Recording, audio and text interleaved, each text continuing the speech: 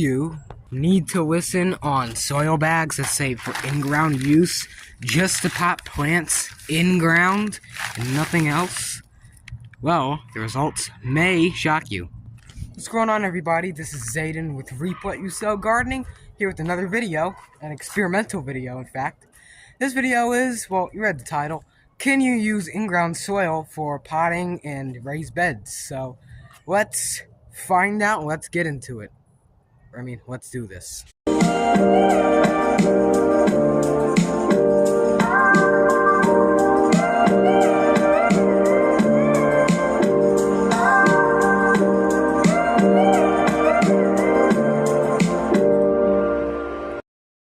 as you can see, this raised bed over here that I'm standing at now has, in fact, in-ground soil, the same soil that are in those bags right here, and you can see what I'm growing. Now, mind you, this leaf rust and all this has nothing to do with the soil. This is just because it was raining too much. Shut up. This was just because it was raining too much, and, well, it rains too much, it'll cause a little bit of fungal blight. So, you don't want that really to happen. I'm not sure how to cure that. I've never really known how to cure that. Every time I tried to, it just completely either knocked the plant completely back or didn't do anything. But you can see the tomatoes in here flowering amazingly, and we have some suckers we can pinch off the plants to make it more healthy. Of course, you're going to have a couple more in the, like this at offshooting. They're okay. You'll grow more tomatoes like that, in fact. But you can see here, we have wild onion growing. We have so much stuff in here. They're growing great. Now, of course, that doesn't look so hot because, well, it's too late in the season for them.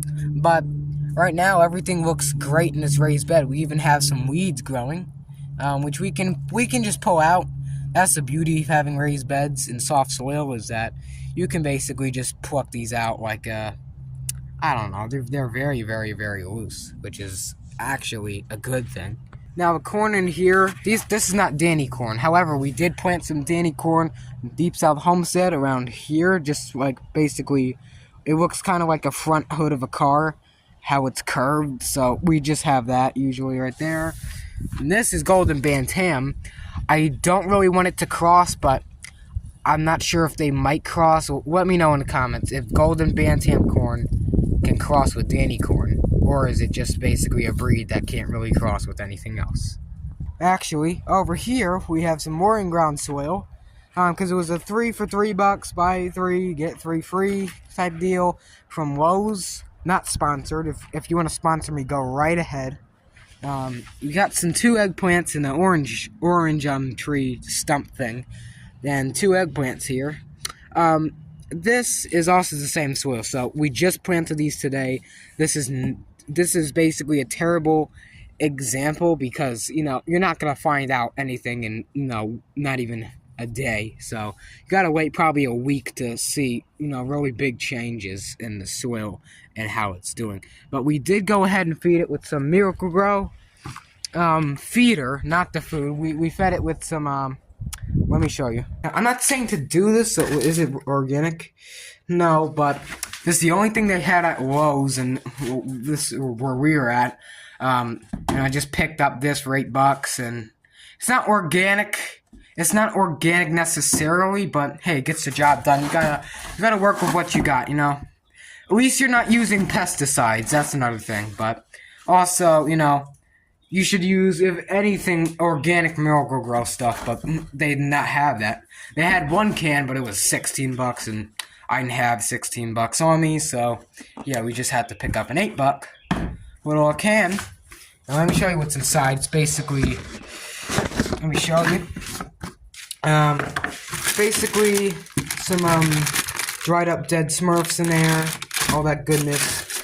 Little Smurf juice in there, and it's basically a great but it grows the plants pretty good. So I don't use pesticides. All I do is pick the bugs off, feed them to crayfish, or when Gucci and Toby, rest in peace, when they were alive, we used to feed them worms and stuff. And worms, by that I also mean like just little bugs and roly-polies and stuff that will affect plants. Earthworms, not so much, unless it's a big infestation and they just start eating potatoes and stuff, which they're known to do. Right here is raised bed soil, and look at that. Wow. Not just raised bed, but this soil is clay dirt. It's literally clay dirt from North Carolina, and it's growing good. It's absolutely doing great. Here, so we have some cabbage. I don't think this is mini cabbage, so we might actually get heads from this. But we have cabbage, potatoes, I think they're red potatoes. Those might be red ones and white ones. I'm not really sure. There was another one that came up. We have some bok choy that came up. Bok choy, we're testing that out this year. We have some, very nice. What's this? Beans, kidney beans. Now, of course, these have, for some reason, I don't know why. I guess it's because they're under trees and the water doesn't get that much through. But, well, you can see that the leaves are not as big, but they're more, and they're also kind of getting that white stuff. So yeah, they're doing good. There's also more little heart violets and stuff coming up in here too for some reason, because whole yard is basically these little things. Oh, peony is coming up as well, doing great. This is a mix of in-ground potting soil, potting mix, and the native clay soil. So basically you have a couple cucumbers, they look good, beans, and I think I planted something else. I think I might have planted pumpkins or something. But over here, they're supposed to basically climb up this trellis, and you walk under it and you basically just pick them. They have filtered sunlight, which is really good. Well, not if you have one eye open, and it's just basically burns the heck out of your eye. Well, that's good. And that's going to be today's video. If you enjoyed or learned anything from this video, make sure you subscribe if you haven't already, or like the video. Either one helps me absolutely heaps, and I really appreciate your help. So, thank you for watching, and I'll see you guys in the next one. Shut